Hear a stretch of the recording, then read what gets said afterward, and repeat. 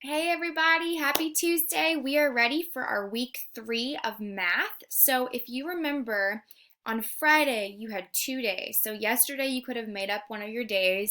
Monday's always a buffer day for you to make up any missed work you might have accidentally forgot to do. But today we are ready to start on week 3, day 1. Okay, so that's Tuesday. So we're on week 3, day 1. So make sure you find where it says week 3. There aren't page numbers for this, so you really have to pay attention to the top part. So again, week 3, day 1. So today we have 3 problems that we're going to look at, and the first problem we have is we have fractions. So remember, this is actually the unit we left off before school got out and I wasn't able to see you guys anymore. So this is all about finding fractions that are less than or greater than. So I actually want to go over these symbols here. So remember, this reads as less than, and I always remember where less than goes because it actually kind of has an L shape. Do you see that? Less. It faces like an L would face. So that means less than, and then the other way is greater than. Another way, I know some of you had some schema, like in second grade, you talked about like the alligator wanting to eat a certain way. Sometimes that can be a little confusing though because you're not sure which way it's supposed to go. So I always remember it less than. It actually makes that L. That's how you would write an L, but it would be a little bit more straight up. So less than. So let's go ahead and let's take a look at their example. You have to fill in a fraction that is less than a half.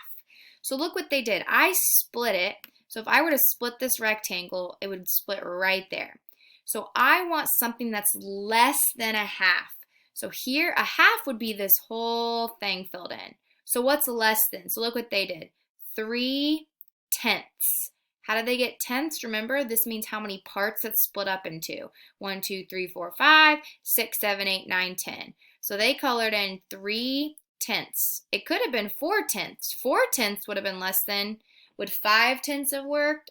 No, you could not have done 5/10 because 5, if I colored in all these 5 right here, it would be equal. That's what 1/2 is. And if I would have done 6/10, that would have been bigger, or we would say greater. So your only choices would have been 3/10, or they could have put 4/10. Remember, the math is not about finding one right answer. It's about you thinking through the problem, really thinking about that math work. That's what this whole math is all about. So let's try the next one. So this one is something is less than a half. So where would a half be? So I'm going to go ahead and draw. A half would be right here, right? Or you could have split it and you could have put it here. Whoops, it really wouldn't matter. Half and half. So how many would I color in here to get less than a half? I can only color in 1. 1 what? So what's my fraction going to be? 1. And what's my denominator? How many parts do you see? How many equal parts? 4. So 1/4 is less than a half. Do you see how one of these fourths is less than a whole half?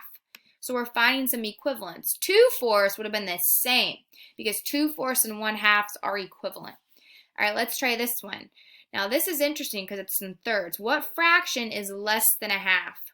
So really, when I talk about thirds, I can also talk about sixths. So 3/6 is the same thing as a half. So how many would I color in? I'm just going to color in one of these pieces. So 1/3 is less than a half because it also could be equivalent to 2/6. 2/6 is less than a half, which is the same thing as 1/3. Now I couldn't have done 3/6 or I couldn't have done 2/3. That would have been bigger. If you would have colored in 2 of these pieces, that would have been greater than. So it can only be 1/3. And let's look at this last one. So what is, I have 1, 2, 3, 4, 5. So I'm going to cut these fifths into tenths. How many can I color in to be less than a half? So I'm just going to color in 1 rod right here. If I delete that, it's 1/5.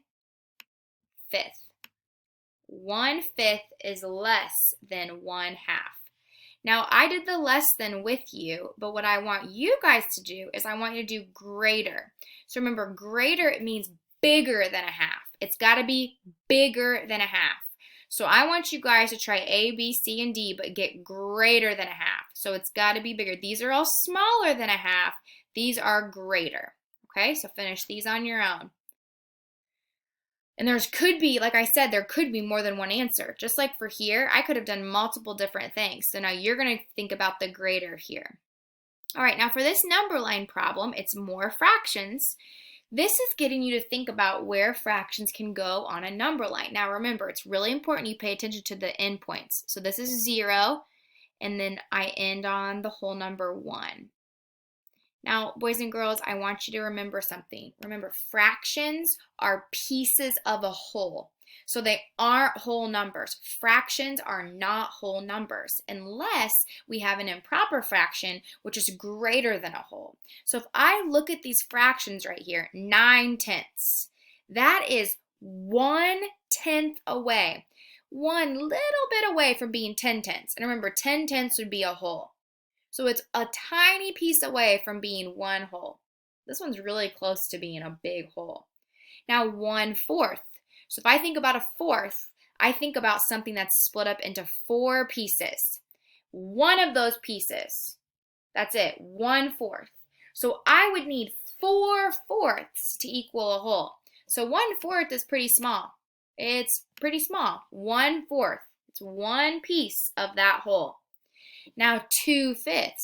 So if I think about a rectangle or a circle with 5 pieces, 2 of those pieces, 2/5.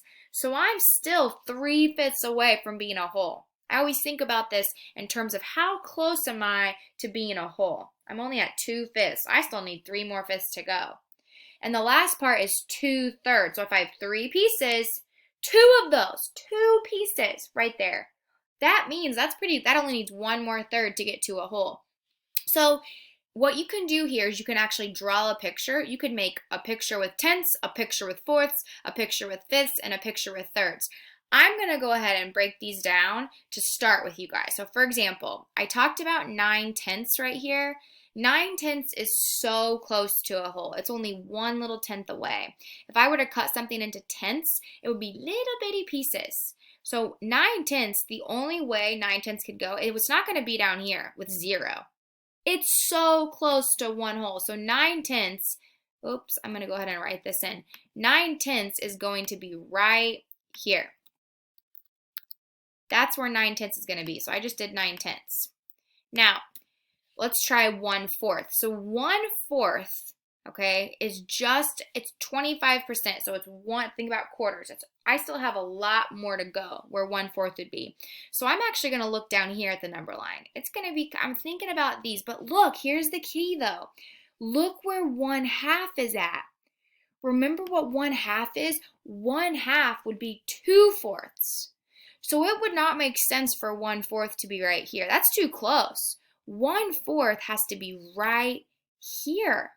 This is where 1/4 would have to be. Oops, because remember, 2/4 is the same thing as 1/2. And you can actually use these pictures here. We just did this, look. 2/4 would be 1/2, but 1/4 is, look, we're a fourth away from a half. That's why this has to be 1/4 right here. So what you guys are going to do is I want you to figure out where would 2/5 be and where would 2/3 be. So really think about where that would be. And I'm going to give you a clue. Look at the picture here. Here's where 2/3. What would 2/3 look like? Where would that be? And what about fifths? You see where fifths are at? Here's fifths. You need 2/5. So if I have 2/3 or 2/5, what's bigger? 2/3 or 2/5? Use those pictures there to help you place these last 2 fractions, okay? Use those pictures. And the last problem you guys have is called round and round. This is fun. It's like a puzzle. Here's what you have to do. In a circle puzzle like the one below, if an arrow is dashed means like there's little spaces between it. It means to add, so it means to plus. So I put a plus sign in the middle. Now so let's see if it works. 5 plus 9 equals 14. So 14 would go right there. Do you see that? 5 plus 9 equals 14. Now, if an arrow is solid, which means there's no spaces, it means to multiply. So let's try this. 6 times what equals 12?